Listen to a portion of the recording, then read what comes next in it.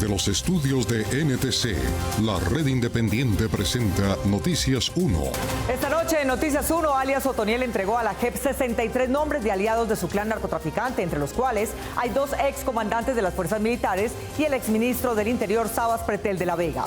Al mismo tiempo, víctimas de Otoniel consideran la suspensión de su extradición un avance en su búsqueda de la verdad.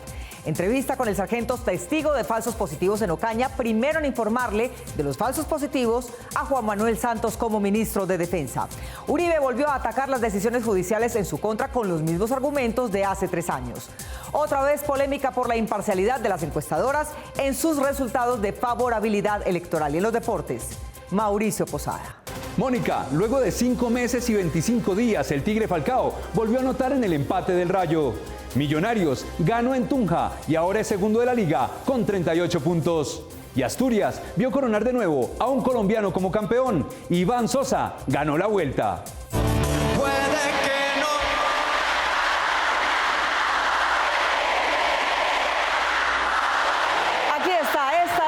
Del día, un coro de 52,000 voces en el estadio Atanasio Girardot cantando la canción Hawái en el histórico concierto Medallo en el Mapa, que tuvo el galán de la canción moderna Juan Luis Londoño, mejor conocido como Maluma o Papi Juancho. La sorpresa de la noche fue la mujer que ha sostenido por 4 décadas su título de reina del pop, que también dedicó sus canciones a la capital de la montaña. De esta historia hablaremos hoy.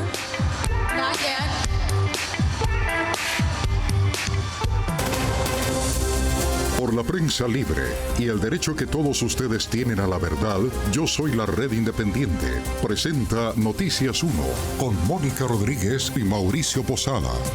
Hola amigos de la Red Independiente, este es el último día de la promoción de Noticias 1 y la revista Cambio. Tienen hasta las 12 de la noche de hoy para hacer sus donaciones, apoyar la labor investigativa de Noticias 1 en este 2022, recibir la suscripción de la revista por 1 año y tener en sus casas este magnífico morral reflectivo de la Alianza. Aquí les contamos cómo hacerlo.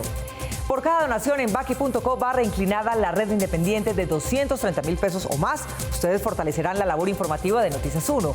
Tendrán la suscripción a la revista Cambio por 1 año y además recibirán este maravilloso morral reflectivo para que brille siempre nuestra alianza por la verdad. Muchas gracias a los cientos de backers que a lo largo de estas últimas 4 semanas hicieron sus donaciones. Sus contribuciones son fundamentales para nuestro trabajo. Y empezamos, hoy se conocieron en la columna de Daniel Coronel los nombres de 63 personas que alias Otoniel anunció como aliadas de su clan narcotraficante. Sorprendió que entre los mencionados se encuentra el exministro del Interior de Álvaro Uribe, Sabas Pretel de la Vega, 2 comandantes de las fuerzas militares, congresistas y excongresistas, varios exgobernadores y las universidades de Cartagena y Sergio Arboleda.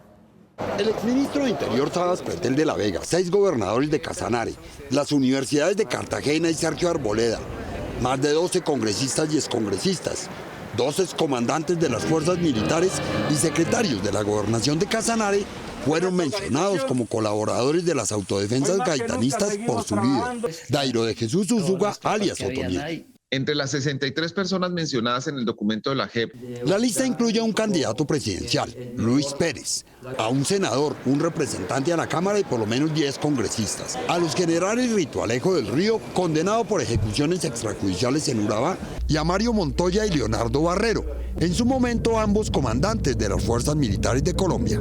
La JEP dio la información de sus casos para que sean sumados a los casos 3, 4 y 6 de la JEP sobre los falsos positivos. El columnista Daniel Coronel reveló el auto 115 de la Sala de Reconocimiento y Verdad de la JEP que expidió el viernes pasado, con base en la declaración que obtuvo de alias Otoniel entre marzo y abril pasados, a pesar de los múltiples obstáculos que a la misma fueron interpuestos por la Dirección de Policía de Investigación DIJÍN. el 5% del presupuesto para obras públicas del Casanare y parte del Meta era entregado a los paramilitares. En el punto 5 de dicho auto, los 3 magistrados que examinaron la declaración le remiten al director de la policía y al fiscal general una parte de la declaración referido al presunto pago actual de la organización criminal Autodefensas Gaitanistas de Colombia o Clan del Golfo a miembros de la fuerza pública, es decir, sobre los pagos que la organización criminal, aún después de la captura de su líder, estaría desembolsando a favor de oficiales de la fuerza que lo mantenía en custodia.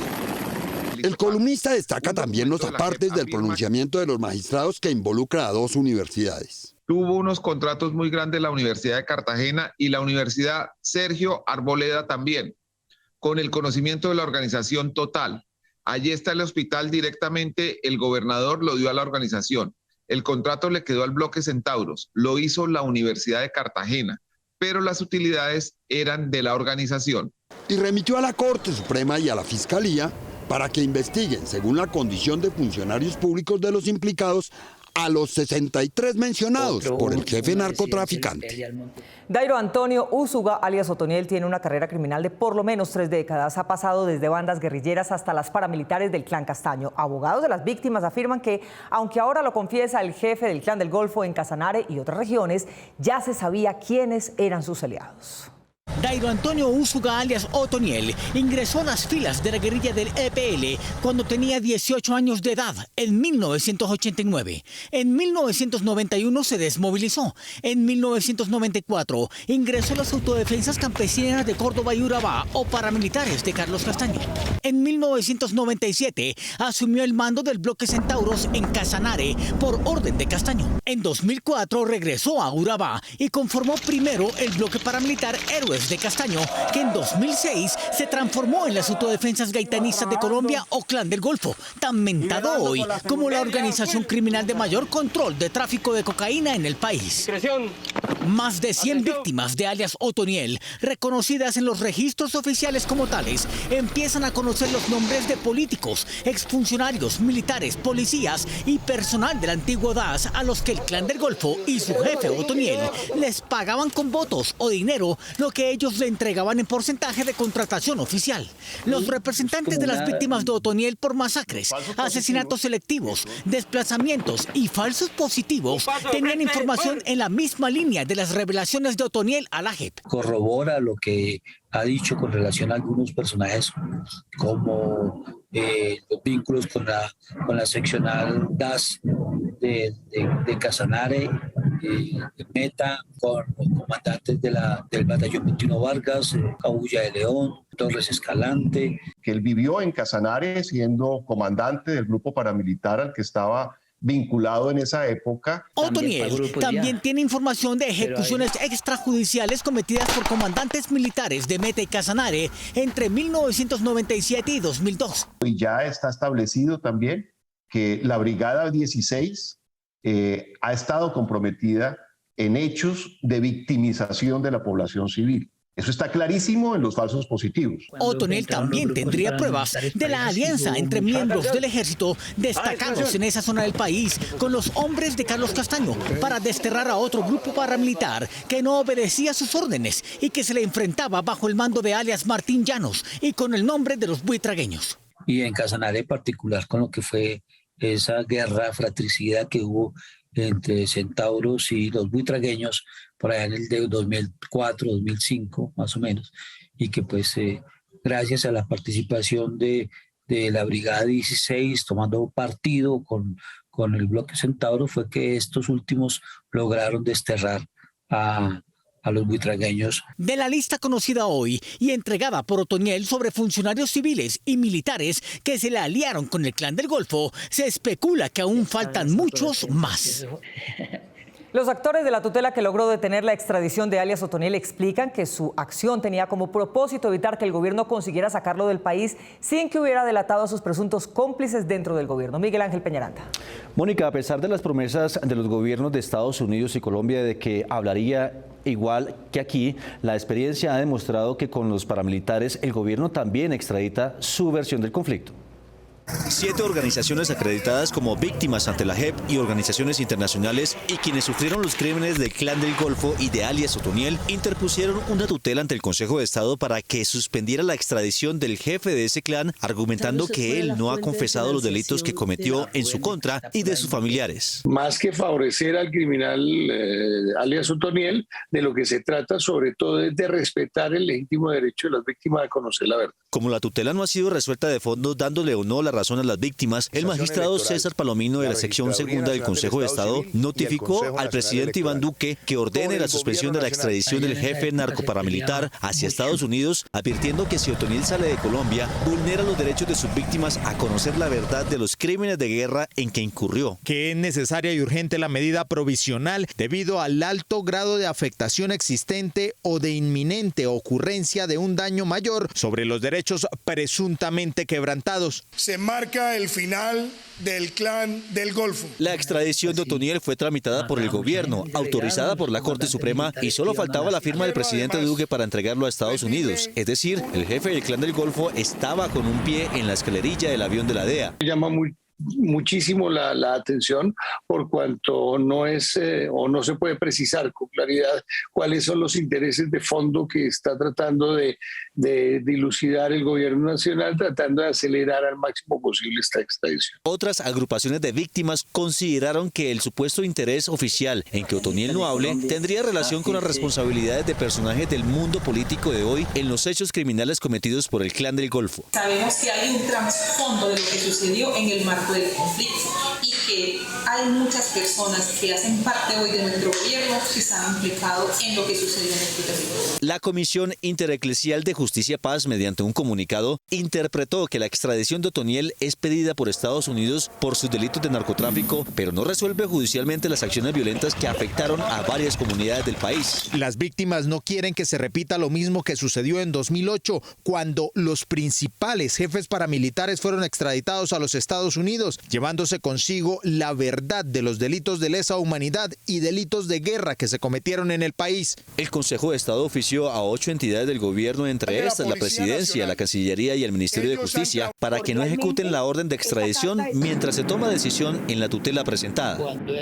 Uno de los testimonios fundamentales del caso de falsos positivos de la JEP es el del cabo Carlos Eduardo Mora, quien todavía hace parte del ejército y cumple para una misión en un instituto de Estados Unidos. Desde allá desmiente a colegas suyos que lo señalan como partícipe.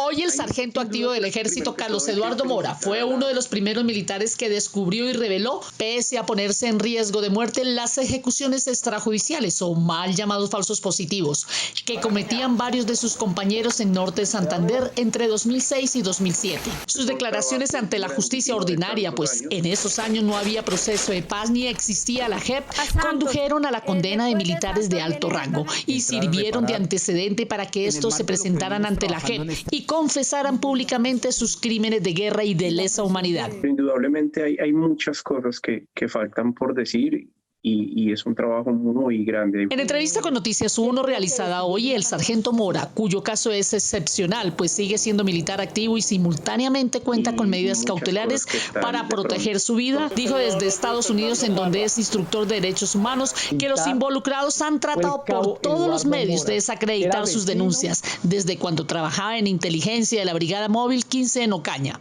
He pasado por todo para desvirtuar. Desde hace muchos años, es que yo estoy hablando desde hace 14 años que yo comencé esto con la justicia ordinaria, ni siquiera me visualizaba que fuera a existir la JEP. Señaló que los afectados con sus declaraciones siguen tratando de cobrarle a él sus revelaciones, pese a estar compareciendo ante la JEP, como intentó hacerlo el sargento Rafael Urbano, denunciado por él por sus vínculos con el paramilitarismo de Ocaña. Lo único que faltara era que yo fuera el cerebro de los falsos positivos. El hoy sargento Mora interpreta esos actos en su contra como una venganza de quienes trabajan en la Brigada Móvil 15 de Ocaña en esa época. Ya compruebo directamente cuando me sacan a mí para asesinarme y se llevan a uno de mis informantes para que sea asesinado. El testigo dijo que así se enteró de que los civiles también eran víctimas de falsos positivos.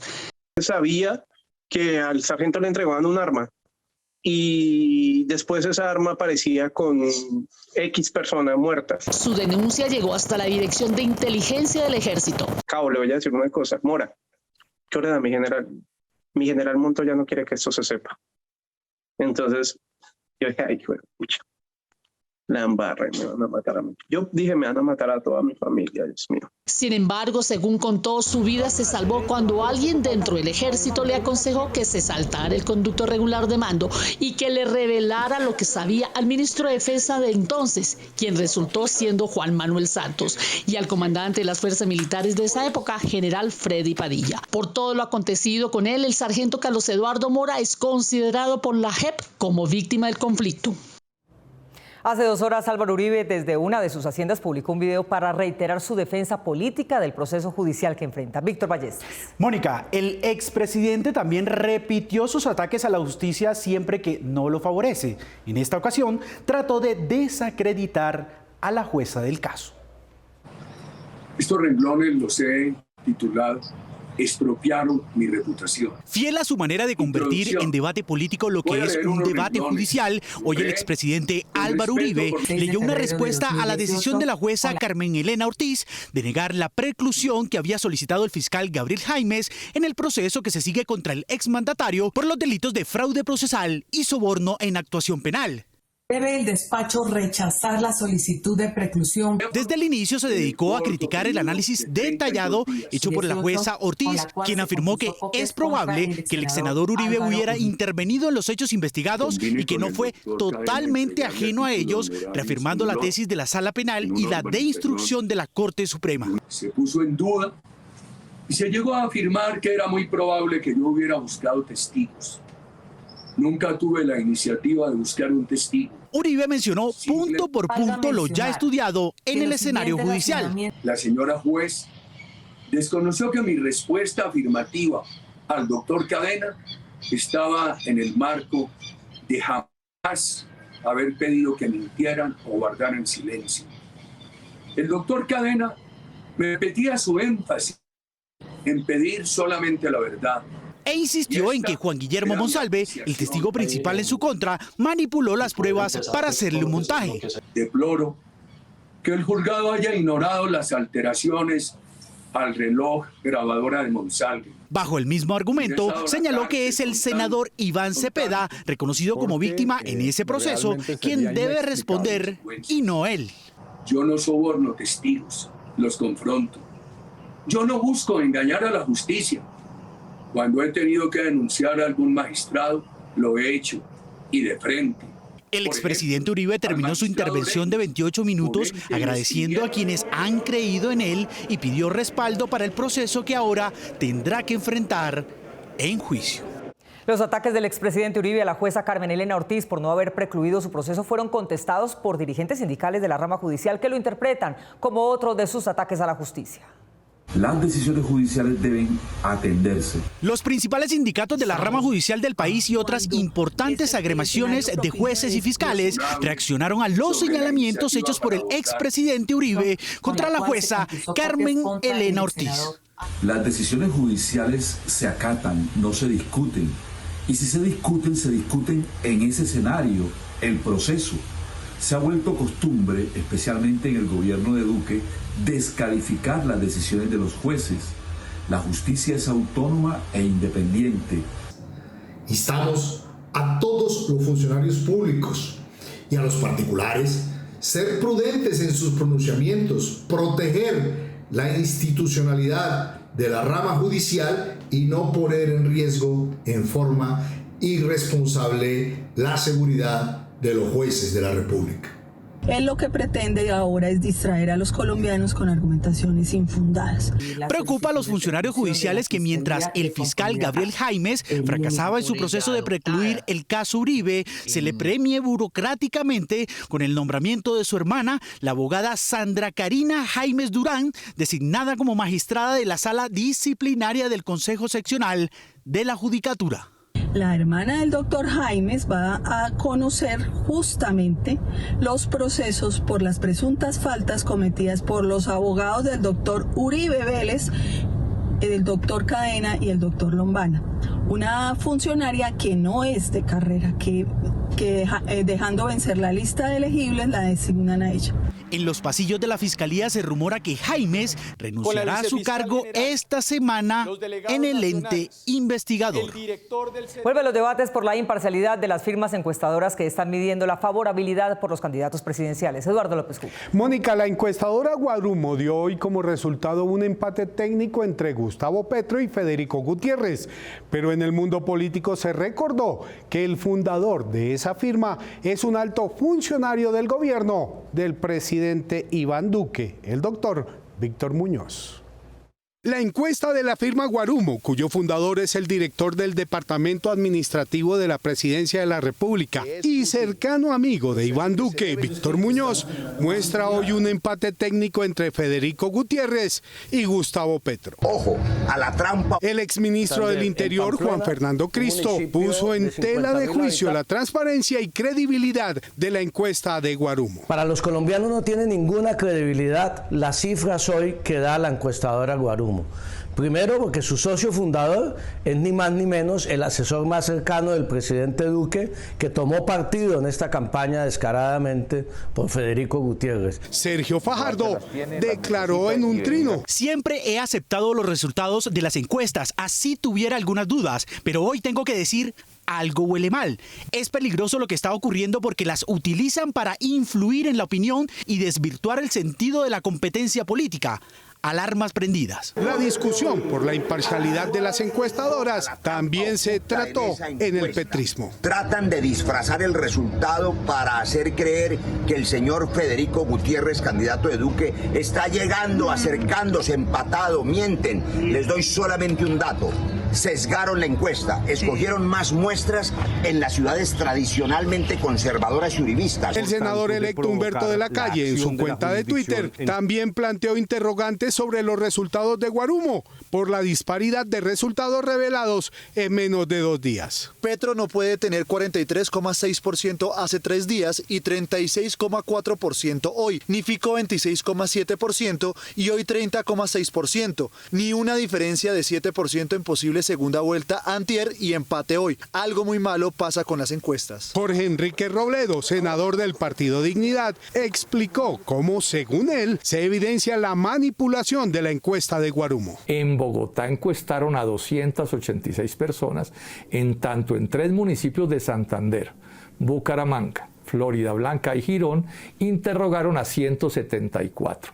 Descarado error estadístico porque los bogotanos suman 7.7 millones, en tanto dichos santandereanos apenas llegan a 1 millón. Mientras tanto, desde la campaña favorecida por la firma encuestadora, controlada por el secretario presidencial Víctor Muñoz, aseguraron que esta refleja el trabajo que vienen adelantando Federico Gutiérrez y Rodrigo Lara Sánchez por todo el país. La diferencia entre el resultado de Guarumo y de la de hace 2 días es de 13 puntos. La misión de observación electoral dice que nunca antes en la historia democrática de Colombia se había visto una participación política tan nutrida y de tan alto nivel de los funcionarios del gobierno. Juan Fernando Barona. Mónica, a los observadores electorales les preocupan especialmente los papeles que asumieron en la promoción de un candidato, el presidente de la República, que debe ser el garante de la imparcialidad, y del ejército, que debería dar garantías a todos los candidatos. A un mes de la primera vuelta de elecciones presidenciales y ante las constantes intervenciones en política de funcionarios públicos, entre ellos el presidente Duque y el fiscal Barbosa, la misión de observación electoral MOE le envió esta carta a los órganos de control para que respeten las campañas y la Constitución.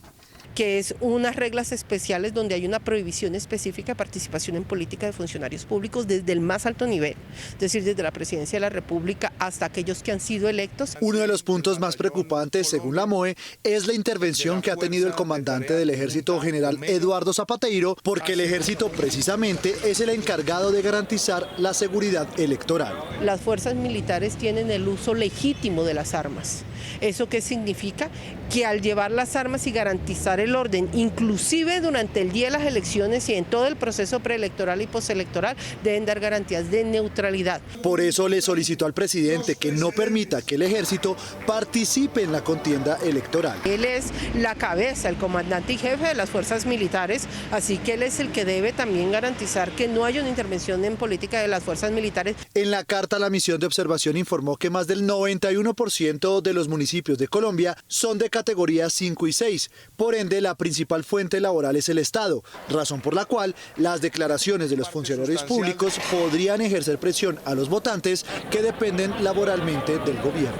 Que haya credibilidad en los resultados electorales para que se vea una competencia justa para todas las organizaciones políticas y candidatos sin distinción ideológica alguna. La directora de la MOE, Alejandra Barrios, aseguró que esta es la primera vez en la historia de Colombia que diferentes funcionarios públicos participan en política de una manera tan reiterada, por lo que manifestó que esto podría afectar el desarrollo de las campañas opositoras al gobierno. Porque no es necesario nombrar ni una campaña, ni un partido o una candidatura para intervenir en política de acuerdo a lo que se ha señalado la Corte. La directora de la MOE manifestó que es preocupante que a menos de un mes de que se den las elecciones presidenciales, el mandatario y los órganos electorales no hayan convocado a la Comisión de Garantías Electorales para discutir la participación en política de las fuerzas militares y funcionarios públicos.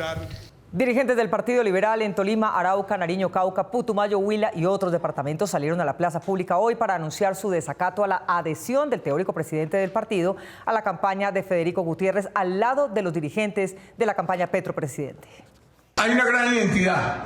Yo estoy totalmente convencido de que vamos a poder trabajar juntos sin ningún problema. El expresidente César Gaviria anunció de esta manera a Federico Gutiérrez como su candidato presidencial. Sin embargo, en su partido no todos recibieron bien la decisión del director. No es nuestra obligación. El senador electo y actual representante a la Cámara por el liberalismo, Alejandro Carlos Chacón, se apartó de la decisión de César Gaviria. El Partido Liberal no es una monarquía, es una democracia política, especialmente por su condición ideológica. Eso no lo vamos a cambiar. Por lo tanto, no tenemos candidato presidencial. En el Tolima, miembros del directorio liberal anunciaron en la plaza pública su rechazo a la decisión del expresidente. Gustavo Petro, no se preocupe por esa decisión errática de quien se quiere perpetuar en la dirección del partido, que los auténticos liberales, que los que queremos el cambio que usted representa, lo vamos a acompañar. Miembros del directorio liberal de Cundinamarca también anunciaron que la candidatura del pacto histórico es la suya. Petro seguramente marcará la pauta de la mayor votación en este país. En Arauca, el diputado liberal Hernando Pozo se pronunció en el mismo sentido. Las bases liberales conformadas en el departamento de Arauca, en su gran mayoría, están con el pacto histórico. Mientras tanto, en el departamento del Huila, el veedor liberal Gerardo Castro, en asamblea del partido, aseguró que avala el apoyo de la colectividad a Gustavo Petro. Como veedor departamental del partido, quiero darle la bendición a esta reunión y decirle que es legítima y que vamos a seguir adelante con Gustavo Petro. Desde hace 2 meses, los dirigentes liberales de Nariño, Cauca y Putumayo habían anunciado su respaldo a la candidatura del pacto histórico y esta semana lo hicieron los dirigentes sindicales afiliados al Partido Liberal. No todos los que van a declarar renta tienen que pagar. Algunos, de hecho, aprovechan la temporada para cobrar devoluciones de impuestos. Aquí les explicamos cómo. Así como usted paga impuestos, también tiene derecho a devoluciones o compensaciones de saldos por parte de la DIAN, ya sea por la compra de materiales de construcción para vivienda de interés social, pagar IVA, por ser turista extranjero o declarar renta. Este último aspecto se puede solicitar de forma ágil y rápida por la página de la DIAN. Recuerde que para hacer este trámite debe contar con firma electrónica. Ingrese a devolucion.dian.gov.co, llene sus datos y seleccione devolución a nombre propio. En el menú que se despliega en la parte izquierda, dele clic en el link que dice devolución o compensación y escoja la primera opción. En el concepto de devolución, elija saldos a favor y en tipo de obligación, dele clic a declaración de renta. Posteriormente, dele clic en crear solicitud. Después le van a preguntar si la solicitud tiene póliza de garantía. En el caso que sea afirmativo, deberá allegarla a través de los buzones que tiene dispuestas en las seccionales. En seleccionar saldo van a aparecer todas sus declaraciones con saldo a favor. Seleccione solo una. Si no aparece, escoja la opción adicionar saldo y luego inserte el año grabable. El número del documento es el que aparece en el formulario de declaración y en la fecha ponga el día que presentó su declaración. Escriba el valor a solicitar y dele clic en crear. En forma de pago ponga la cuenta a donde quiere que le consignen el dinero. Una vez le da a guardar, saldrá un aviso y luego dele clic en la opción formalizar documento. Posteriormente, dele clic al botón anexar y adjunte los soportes de su solicitud. Termine el trámite dando clic en radicar. La Ley de Seguridad Ciudadana le dio a la policía la facultad de retener a una persona que no haya infringido la ley bajo la figura de traslado por protección. La norma fue demandada porque hay quienes piensan que es una forma de legalizar detenciones arbitrarias. Conmemorando un año del paro nacional que estuvo marcado por muerte y la violencia en las calles donde miles de colombianos se movilizaron en busca de derogar la reforma tributaria, el exmagistrado Iván Velázquez y el concejal de Bogotá, Diego Cancino, radicaron una demanda en contra de la Ley de Seguridad Ciudadana que permite a la Policía Nacional privar a una persona hasta por 12 horas para proteger su vida e integridad. Es un boquete para la violación de derechos humanos y así lo ha mostrado la CIDH, la Comisión Interamericana de Derechos Humanos. Pero también en principio es una falla a la libertad, porque a ti, para protegerte, te pueden privar tu libertad aunque tú no la quieras. A pesar del aparente carácter protector de la medida, defensores de derechos humanos y diversas autoridades han constatado que esta ley vulnera los derechos humanos. Además, los demandantes aseguran que las causales de traslado por protección son ambiguas y carentes de elementos objetivos. Una persona que además en muchos casos ha tenido antecedentes de tortura y de violaciones de derechos humanos, te puede decir a ti si te protege o no y si te priva la libertad. Es una privación arbitraria de la libertad. Según cifras de la Personería de Bogotá, tan solo entre el 28 de abril y el 4 de junio, en el marco del paro nacional el año pasado, se registraron 446 traslados por protección a sitios no permitidos. Es decir, del 28 de abril al 4 de junio, cada día hubo al menos 10 detenciones arbitrarias. Esas detenciones se han prestado para desapariciones forzadas, para casos de violencia sexual, para torturas. Cabe resaltar que a finales del año pasado la Ley de Seguridad Ciudadana fue reformada, pero continúa protegiendo más a la fuerza pública que a la seguridad de los ciudadanos. Solo una minoría de los trabajadores colombianos tiene arraigo en un sindicato, lo que indican los indicadores. Según las cifras de la Organización para la Cooperación Económica, OCDE, en Islandia el 90.7% de los trabajadores está sindicalizado, así como el 50% de los belgas, el 25.9% de los canadienses, el 13.4% de los españoles, el 12.5% de los mexicanos y el 9.5% de los colombianos. Esto indica que para la mayoría de los colombianos, hoy fue un día perdido de vacaciones. Esto es lo que indican los indicadores. Según las cuentas del gobierno, en relación con el año 2020, la pobreza en Colombia cayó del 42.5% al 39.3%, pero en realidad con el año 2019 aumentó en 3.6%. Estas son condiciones de desigualdad incompatibles con la renta básica del país. Juliana Ramírez. Mónica, los economistas dicen que si el gobierno tuviera voluntad política, habría hecho mucho más contra la pobreza, que afecta en mayor medida a las mujeres. Desde que se crearon las transferencias monetarias, se han girado a las personas más pobres en Colombia cerca de 62 billones de pesos. Según Planeación Nacional, la mitad de esos recursos se ha transferido en el actual gobierno, razón por la cual el DANE atribuye en parte que la pobreza monetaria cayera de 42,5% a 39,3% en 2021. 19.621.000 colombianos viven con menos de 11.801 pesos al día y 6.111.000 colombianos con menos de 5.370 pesos. Adicionalmente, 31% de las personas están en condición de vulnerabilidad, es decir, podrían caer en pobreza en cualquier momento.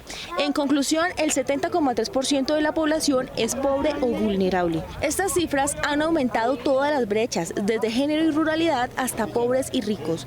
¿Por qué los esfuerzos no han sido suficientes? La brecha en Colombia es gigantesca. La sociedad colombiana tiene que entender que un país de ingreso medio alto como es Colombia no puede tener el 70% de la población pobre o vulnerable. Se ha hecho algo con lo que se tiene, aunque pues digamos que si uno se puede poner a ver en detalle, creo que se hubiera podido hacer más. Esto también tiene que ver mucho con voluntad política. Y es que a esto se le suma la inflación disparada que golpea más a las personas de más bajos recursos y, como dicen algunos expertos, constituye un impuesto para los pobres. Estamos pagando el precio de haber descuidado la producción de alimentos y el sector rural. Los alimentos particularmente son los que están subiendo más de precio. Esto evidentemente le va a golpear no solo a las personas que se encuentran en este momento en situación de pobreza monetaria, sino a estas personas vulnerables, que son las que están por encima del umbral de ingresos monetarios para considerarse pobres, pero que están ante cualquier choque económico de caer otra vez en la pobreza. En este contexto, las mujeres tienen un 27% más de probabilidad de caer en la pobreza. La brecha de género en términos de desempleo para el 10% de la población de menores ingresos es de 12% entre hombres y mujeres. Como si las mujeres estuvieran en un piso pegajoso del que no pueden avanzar en términos de movilidad social, ¿verdad? ¿Por qué? Por cargas de cuidado, por trabajos precarizados, por sesgos de género. Expertos consideran que el nuevo gobierno debe pensar en implementar una renta básica. De hecho, en el libro Renta Básica Feminista, de la utopía a la necesidad urgente, se propone un ingreso que va desde 90.000 pesos hasta 145.000 pesos mensuales para mujeres, con lo cual, según los investigadores, se reduciría la pobreza en cerca de 20%. Holanda ensayó el método más obvio para descontaminar las aguas de sus ciudades, la inyección de aire a presión en los lechos, y el éxito ha sido tal que ya está exportando mangueras de aire para limpiar ríos y canales. Las burbujas, esas pequeñas e inofensivas formas gaseosas que aparecen asociadas a materias como el agua, podrían ayudar a la descontaminación de los ríos, según científicos de los Países Bajos. The Bubble Barrier, es decir, la barrera de burbujas, es el nombre que le han dado a este invento que están probando en los famosos canales de Ámsterdam. Esta barrera se ubicó en el fondo de los canales y funciona con un motor que crea burbujas que salen con fuerza hacia la superficie, creando una especie de muro con dos respuestas. La primera, que no deja pasar los residuos que se encuentran en el río, y la segunda, que la basura sea devuelta y conducida hacia un costado del caudal del agua, en donde es recolectada por otros instrumentos para terminar la operación de limpieza. Al ser inofensivas y totalmente naturales, las burbujas no afectan la composición del agua, pero sí mejoran su calidad y por tanto inciden positivamente en la vida de los peces y de otros seres que allí habitan, pues la purificación del ambiente en que se encuentran los fortalece. Otro efecto benéfico es que no alteran las condiciones en las que navegan las pequeñas embarcaciones que transitan por los canales.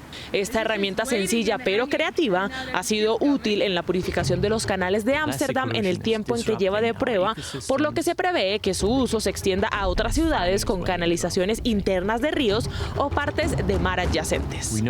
El 8 de mayo a las 7 de la mañana de Bogotá, y en ese mismo momento en más de 30 países, se disputa la carrera que busca la cura a las lesiones de médula espinal. 184.000 atletas de más de 30 países lo hicieron hace un año.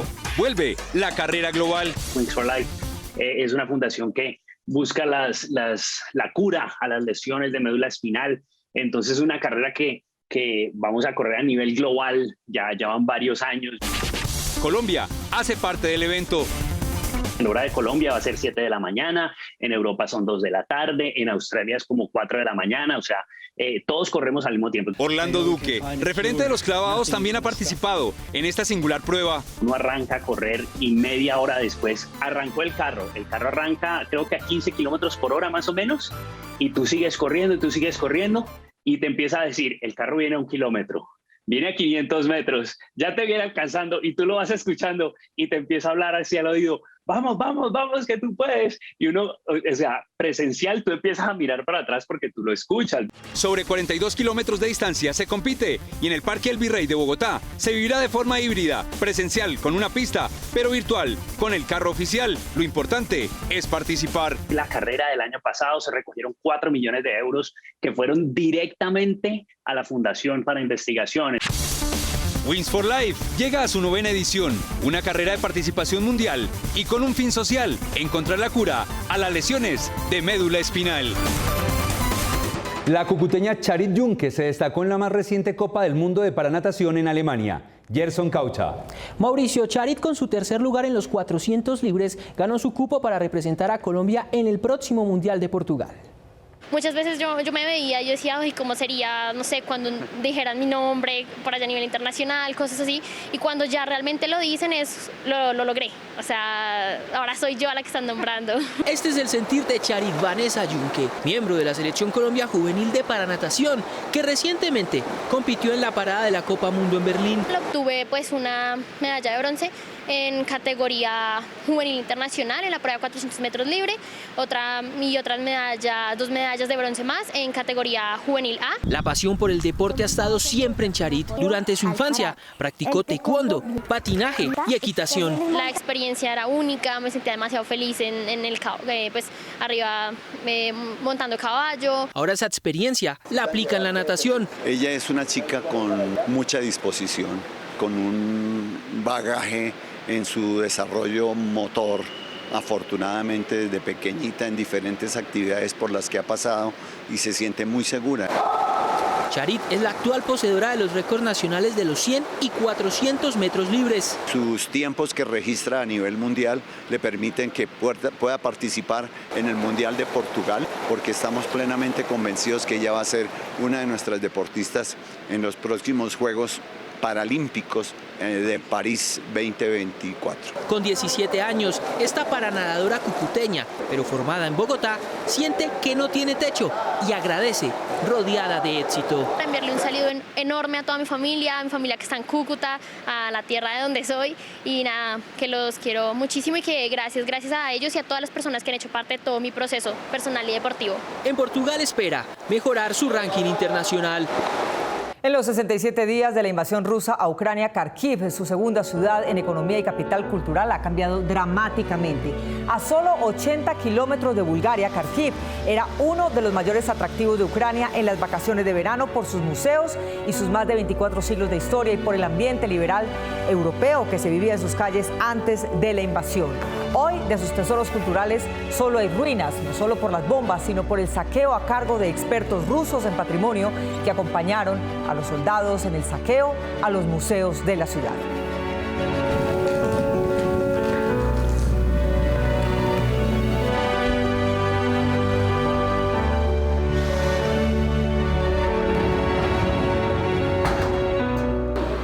Recuerden que ingresando a baki.co/inclinada la red independiente y por aportes de 230,000 pesos o más, ustedes apoyan la labor informativa de Noticias 1, tienen la suscripción a la revista Cambio por un año y pueden llevarse este morral reflectivo de nuestro noticiero. Tienen hasta hoy a la medianoche. Nos vemos mañana en las redes sociales. No, mañana no, nos vemos en las redes sociales y el próximo sábado a las 8 de la noche aquí en Cable Noticias con las mejores noticias del fin de semana. Ustedes, como siempre, gracias por elegir la independencia. Feliz noche.